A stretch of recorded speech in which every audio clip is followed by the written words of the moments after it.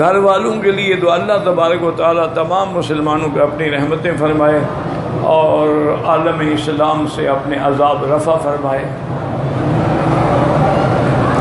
میرے بیٹے کی 2 بیویاں ہیں لیکن اولاد نہیں ہے، دعا اللہ ان کو صاحب اولاد بنائے۔ لیکن میرا بھائی گزارش یہ ہے کہ آج کل میڈیکل سائنس جو ہے نا اس نے بڑی ترقی کی ہے، دونوں میاں بیوی کو کسی سینٹر میں لے جائیں اور دونوں کا چیک اپ کروائیں، میڈیکلی چیک اپ کرائیں کہ نقص جو ہے وہ خامد میں ہے یا بیوی میں ہے۔ ہمارے ملکوں میں آج تک یہ ظلم چلا رہا ہے کہ اگر ایک آدمی شادی کرے 2 سال 4 سال 5 سال تک اولاد نہ ہو، وہ کہتے ہیں جی ہم اپنے بیٹے کی دوسری شادی کریں گے، یہ تو بانج ہے، بنجر ہے، اس سے تو اولاد ہونے کی کوئی امید ہے ہی نہیں، تو ہم اپنے لڑکے کی نسل جو ہے وہ کیسے برباد کر دیں۔ وہ یہ نہیں دیکھتے اللہ کے بندے، عورت جو ہے اس کی مثال زمین کی ہے، بیج تو مرد ڈالتا ہے، جب مرد کے اندر وہ جراثیم ہی نہیں ہوں گے تو اولاد کہاں سے ہوگی؟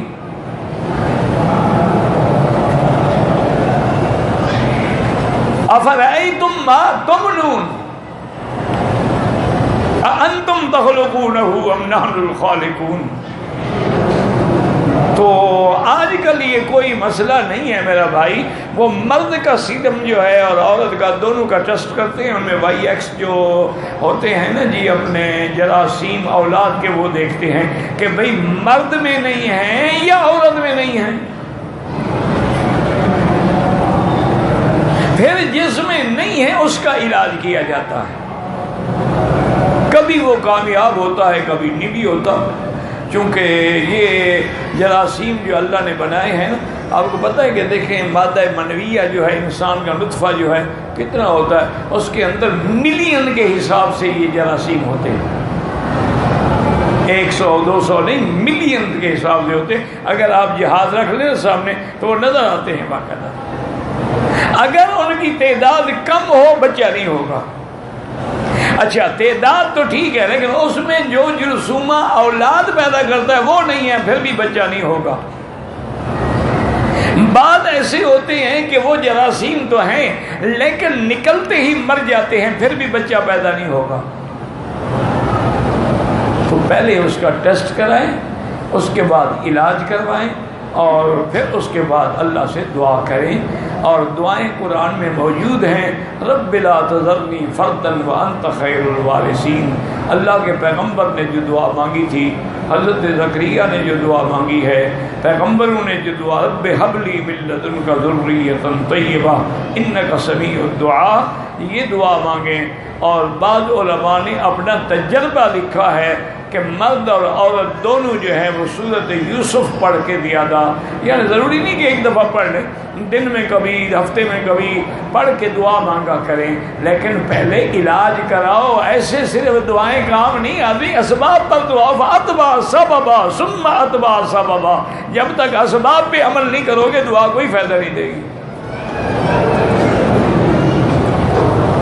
انہوں نے بس سب کچھ سوچا ہوا ہے، بس جو پیر صاحب کھجوریں پڑھ دیں گے تو بس اولاد ہو جائے گی، کسی اور پیر سے پڑھاؤ، میں تو پیر شیر ہوں نہیں، لکھا ہے کہ کھجوریں بھی مجھے پڑھ دو، میرے پڑھنے سے کچھ نہیں ہوتا۔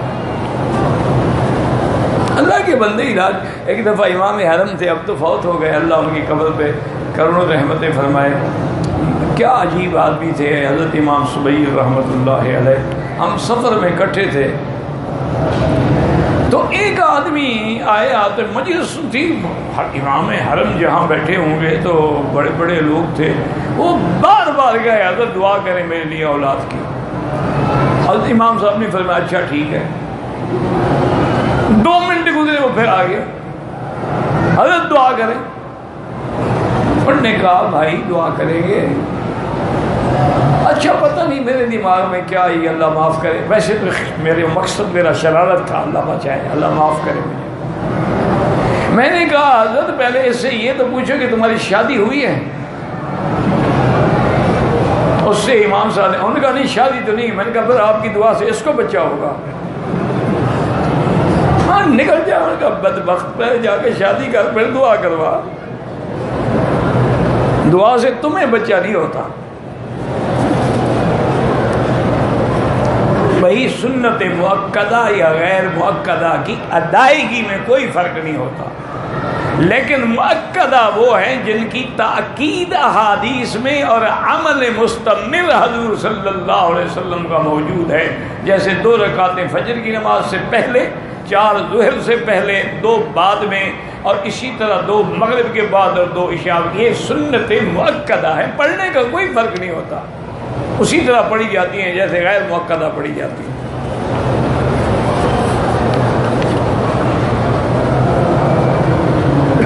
2 سال کے بچے نے عمرہ نہیں کیا ہو، جو ہم نے احرام باندھا اس نے کھول ڈالا، کوئی بات نہیں، کیا ہوا، اس کا کیا احرام ہے جب بالغ ہی نہیں ہے بچہ. ویسے اس کو تم نے نیت کر لیا کرو، عمرہ کرو یا حج کرو، چاہے وہ 2 سال کا ایک، اللہ اس کو بھی پورے حج کا ثواب دے. ایک بی بی نے اپنا چھوٹا دودھ پیتا وہ بچہ ایسے ہاتھوں سے اٹھایا اور حضور کی طرف اشارہ کیا اور پوچھا الہذا اجر یا الہذا حج یا رسول اللہ، حضور اس بچے کا بھی حج ہوگا؟ اور میں نعم ولک اجر، اس کو بھی حج کا ثواب ملے گا اور تمہیں بھی ثواب ملے گا. اگر طواف کے نفل، بابا طواف کے نفل نہیں ہوتے، کس نے پتہ نہیں ان کے دماغوں میں ایک لفظ بٹھا دیا ہے نفل نفل، وہ تو واجب الطواف ہے، کوئی نفل نہیں. اور امام ابو حنیفہ رحمۃ اللہ علیہ کے نزدیک واجب الطواف ہے، باقی ائمہ کے نزدیک بھی سنت ہے، نفل تو کسی کے نزدیک نہیں، وہ تو تم نے بنایا ہوا ہے، گھڑا ہوا ہے نفل. اور آج تک تم نے یہ مسئلہ بھی نہیں سنا کہ جب آدمی نفل کی نیت کر لے وہ واجب ہو جاتا ہے. مثلا میں نے 2 رکعت نفل کی نیت کر لی، اب واجب ہو گئی، اگر توڑ دی مجھے پھر پڑھنی پڑے گی دوبارہ. بہرحال بھول گئے، جب یاد آئے پڑھ لو. نماز میں اگر عورت سامنے آ کے کھڑی ہو جائے، کھڑی ہونے سے کچھ نہیں ہوتا. اگر وہی ایک ہی نماز ہے، میں بھی عشاء پڑھ رہا ہوں، عورت بھی عشاء پڑھی، پھر عورت آگے ہو یا محاذات پہ ہو، تو امام ابو حنیفہ رحمۃ اللہ علیہ کے نزدیک نماز نہیں ہوگی. باقی ائمہ کے نزدیک کوئی مسئلہ نہیں. بہرحال کوشش کیا کریں کہ جہاں عورتیں ہوں وہاں نہ کھڑے ہوں، کسی دوسری جگہ چلے جائیں یا کسی ستون کی آڑ میں کھڑے ہو جائیں یا اپنا بیگ آگے رکھ کے سترا بنا لیں.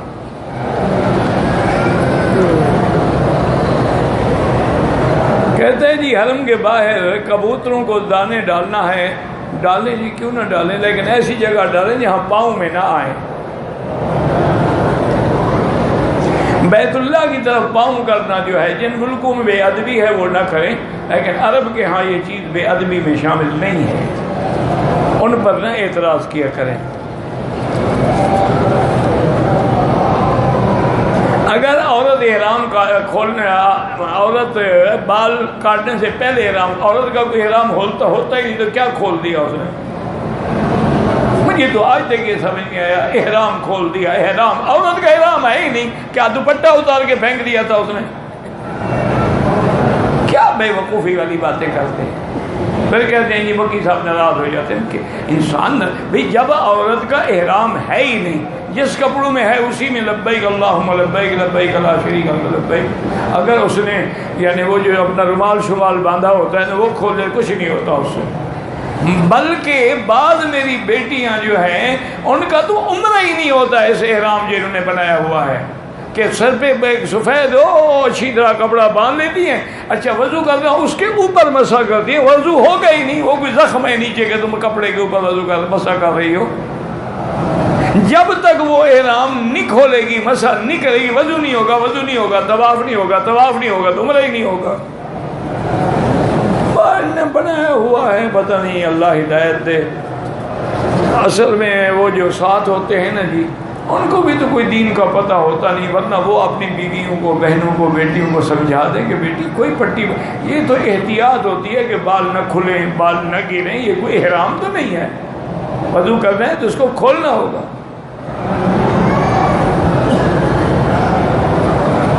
ہم بہت پریشان ہیں، پریشانوں کے ساتھ تو اللہ کا وعدہ ہے دعا قبول کرنے کا. امن یجیب المضطر اذا دعاہ، جب پریشان دعا مانگتا ہے تو اللہ کی رحمت آتی ہے. تم مولویوں سے دعا نہیں، خود دعا کرو. اللہ کا وعدہ تیرے ساتھ ہے، مولوی کے ساتھ نہیں ہے.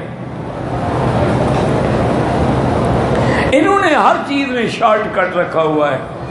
ختم پڑھانا ہو تو مولوی صاحب، اور مردے پہ ہیلا اسقاط کروانا ہو وہ بھی مولوی صاحب، اور کل شریف اور 7 جمعرات شریفوں کا کھانا ہو تو پہلے مولوی صاحب. کیا تماشا ہے کچھ، یعنی چاول ہمارے ہوتے ہیں، ثواب کی چابی مولوی کی جیب میں ہوتی ہے. عجیب لوگ ہیں.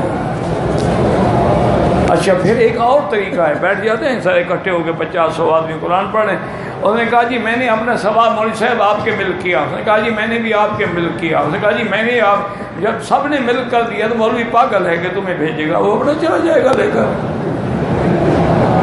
تم نے تو اس کو مالک بنا دیا نا، ملک اس کا ہے، اب اس کی مرضی جس کو دے. کیا بے وقوفی ہے. پہلے جو ہم نے پڑھا ہے ہمیں پتہ بھی ہے کہ اللہ نے قبول کیا ہے اور ثواب ملا ہے. تو اللہ جانتے ہیں قبول بھی ہوا ہے کہ نہیں ہوا. وہ تو بڑے بڑے اولیاء اللہ نمازیں پڑھتے، تہجد پڑھتے، روتے تھے اسی وجہ سے کہ اللہ نے فرمایا ہے کہ انما یتقبل اللہ من المتقین. اللہ عبادت اس کی قبول کرتے ہیں جو متقی ہوتے ہیں. وہ فرماتے تھے ہم ڈرتے ہیں کہ پتہ نہیں ہم متقی بھی ہیں کہ نہیں ہیں، ہماری یہ باتیں قبول بھی ہوں گی کہ نہیں. یہ ثواب ملک کر رہے ہیں، یہ تمہارے ملک کیا ہو جائے گا، یہ تمہارے ملک کیا. انا للہ و انا الیہ راجعون. اللہ پاک رشتوں کی آسانیاں پیدا فرمائے. میرا بھائی گزارش یہ ہے کہ لڑکی یا لڑکی کے والدین یا اس کے بہن بھائی سورۃ الرحمن اول آخر درود شریف 3 دفعہ سورۃ الرحمن پڑھ کے دعا مانگیں رشتوں کے لیے. انشاءاللہ اس عاجز نے جن دوستوں کو بھی بتایا ہے 11 دن کے اندر اندر ان کے رشتے ہو گئے. اللہ نے مہربانی کرا. چونکہ سورۃ الرحمن جو ہے یہ عرائس القرآن ہے، یہ قرآن کی دلہن ہے. جب اس کو پڑھ کے دعا کی جائے نا تو اللہ کی رحمت سے جلدی رشتے ہوتے. اور دوسرا یہ جو آج کل آئیڈیل کا بھوت ہے نا، یہ بھی دماغوں سے اتار دیں. بس کوئی دین والا آدمی مل جائے رشتہ کر دو.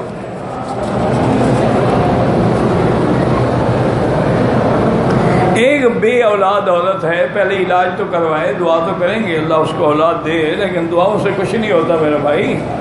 علاج بھی کراؤ. کبھی تم نے یہ کہا ہے کہ جی مولوی صاحب سے دعا کرا لینا مجھے بھوک ہی نہ لگے، کبھی کھانا ہی نہ کھاؤں. کھانا کھاؤ پھر کہو الحمدللہ الذی اطعمنا وسقانا وجعلنا من المسلمین.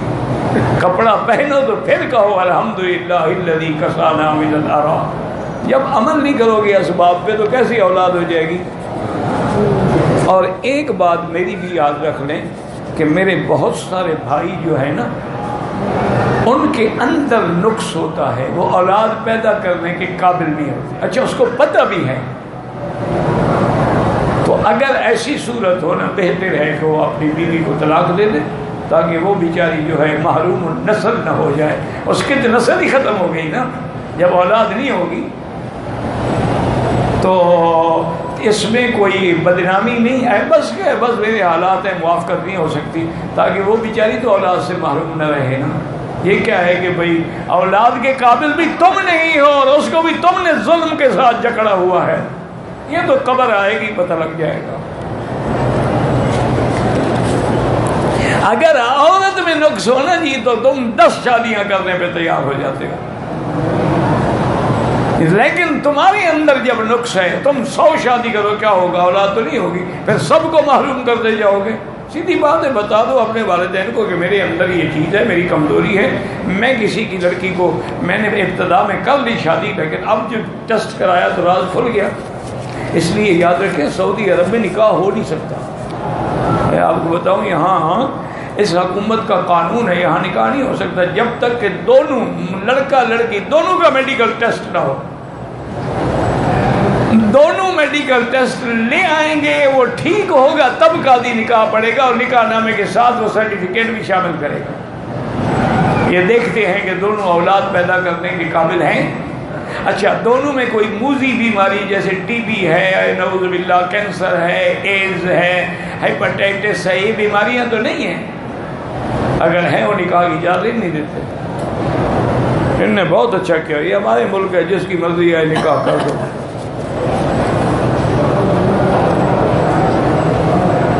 عمرے کے لیے آئے ہوئے جو ہیں حرم عصر کی غیر موقدہ سنتیں پڑھنی چاہیں پڑھیں، نہ پڑھیں نہ پڑھیں، مسافر کے لیے تو ویسے سنتیں معاف ہیں، موقدہ ہوں یا غیر موقدہ ہوں، لیکن اللہ نے حرم نصیب کیا ہے، سب کچھ پڑھو، مسئلے نہ پوچھو۔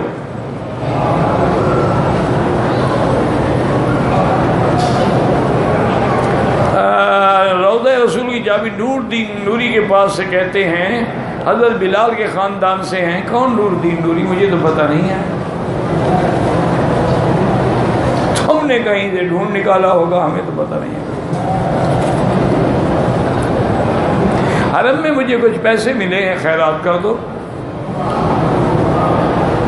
ایک عورت مدینہ منورہ سے واپس آنے سے پہلے حید آ گیا، باقی نے عمرہ کیا، اب قافلہ واپس جانے کو ہے، کیا وہ عمرہ کر سکتی؟ وہاں سے اس نے نیت کی ہے یا نہیں کی؟ اگر اس نے نیت ہی نہیں کی، جان چھوٹی، کوئی عمرہ ہے ہی نہیں۔ اگر نیت کی ہے تو واپس نہیں جا سکتی جب تک عمرہ مکمل نہ کرے۔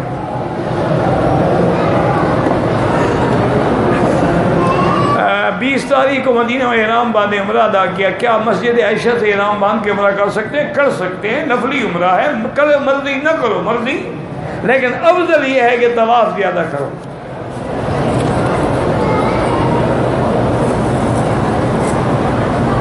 عورت کے کانوں میں جو بالیاں ہیں یا زیور ہیں ان کی زکوٰۃ ہوتی ہے۔ ہاں حنفی مسلک میں تو زکوٰۃ ہے، چاہے وہ زیور پہنے۔ باقی امام احمد بن حنبل رحمۃ اللہ علیہ فرماتے ہیں کہ جو زیور پہننے کے لیے ان پہ زکوٰۃ نہیں ہے، جو رکھے ہوئے ہیں کہ بیچیں گے جب اس کا ریٹ بڑھے گا اس پہ زکوٰۃ، لیکن بہتر تو یہی ہے نا کہ زکوٰۃ دو۔ حضور نے ایک لڑکی کے ہاتھ میں دیکھے 2 کنگل تھے، آپ نے فرمایا اس کی زکوٰۃ دیتی ہو سواران من نار، ورنہ یہ کنگل جہنم کے بنائے جائیں گے۔ ہماری گھر والی کینسر کی مریض ہے، اللہ شفا عطا فرمائے، اللہ پاک ہر بیمار کو شفا عطا فرمائے۔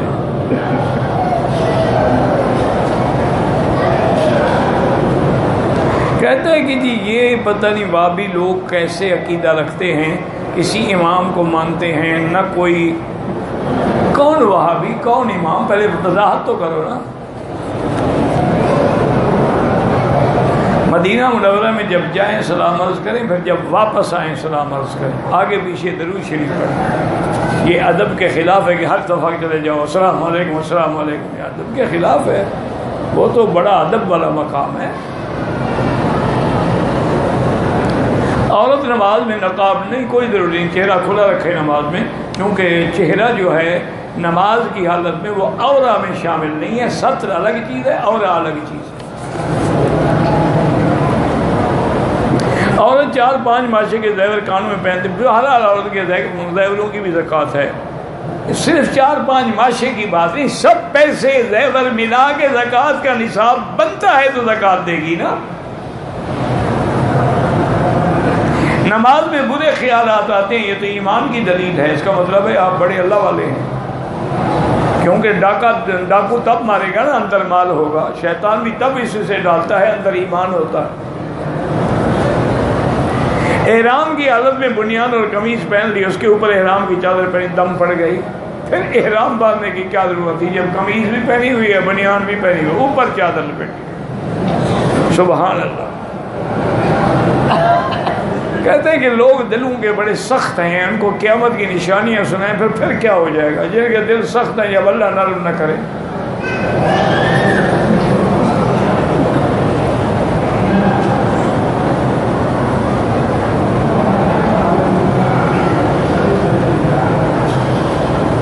تو انہوں نے پیغمبر چونکہ رسول آپ کی شان تھی، انہوں نے فرمایا ان معی ربی سیہدین، ہارون بھی ساتھ تھے، لیکن انہوں نے اپنی طرف نسبت کی چونکہ قیادت وہی کر رہے تھے۔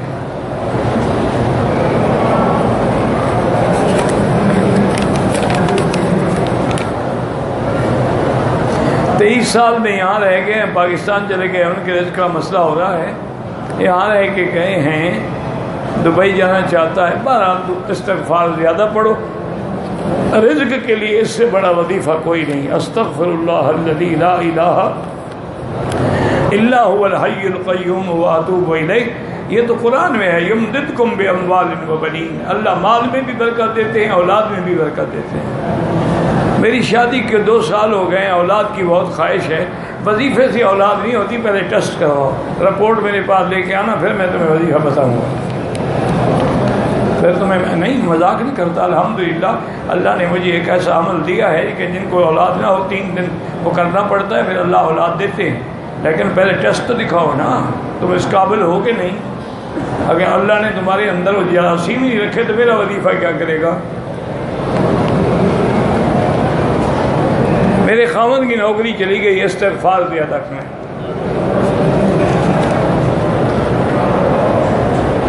حضرت ابراہیم علیہ السلام اللہ کے حکم سے بیت اللہ قبلہ فرمایا، حج اس سے شروع نہیں ہو تو حضرت آدم نے بھی حج کیا اللہ کے بندے، ابراہیم سے تھوڑا شروع ہوا ہے۔ شوگر فری کھجوریں جو ہیں ان میں سب سے اعلیٰ جو ہے وہ اجوا ہے، اجوا میں شوگر نہیں ہوتی۔ اسی طرح اخلاص ہے، اسی طرح مجذول ہے، ان کھجوروں میں شوگر ہوتی نہیں، گلوکوز ہوتا ہی نہیں۔ اچھا اجوا میں تو خدا کی شان ہے 0% 3، یعنی 0 سے بھی 3 درجے نیچے، جتنا مرضی ہے کھاؤ اس میں شوگر ہے ہی نہیں۔ اللہ کے نبی نے جس کو شفا فرمایا ہو، کوئی حکمت تو ہے نا۔